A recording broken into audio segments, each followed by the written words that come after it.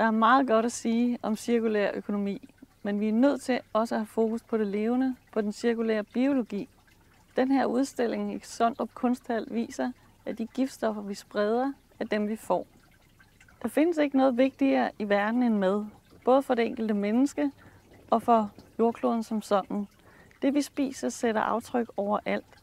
Det former landskaber, det påvirker atmosfæren, det påvirker havene, jorden, dyrene og også menneskene.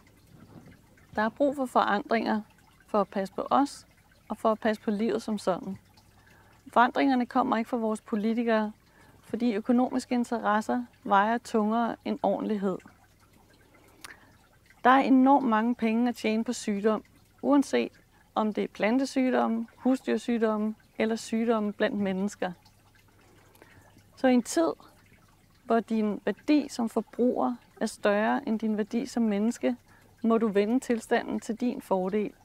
Dine indkøb flytter penge, og penge flytter udviklingen.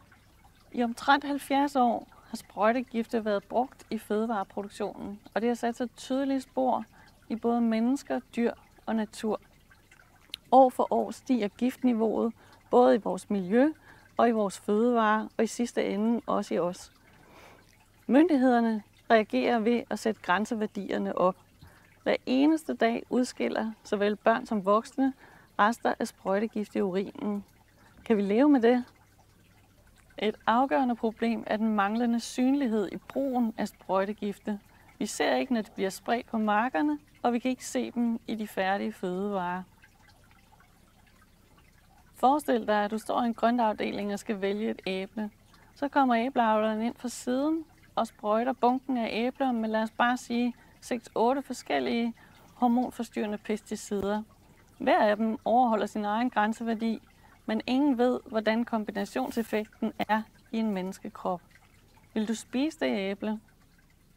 Det samme gør sig gældende for andre typer af frugt, bær og grøntsager, og også for korn, uanset om det indgår i brød eller kager eller pasta, eller det bliver til konventionelt husdyrfoder, og senere hen mælkeprodukter, æg eller kød.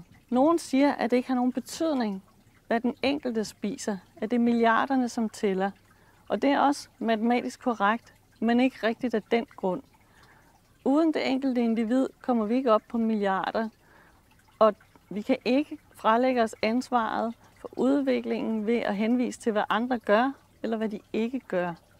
Så hver eneste menneske tæller, og hver eneste indkøb har betydning. Du skal have noget godt at spise, og noget godt er ikke det luksuriøse eller det usædvanlige. Det er noget godt hver evig eneste dag, år ud og år ind, og det er mad uden sprøjtegifte. Det har din krop brug for, det har kloden brug for, og det har de kommende generationer brug for. Vi er de mange, vi spiser maden, og i valget af mad er magten til forandring. Al magt til maden.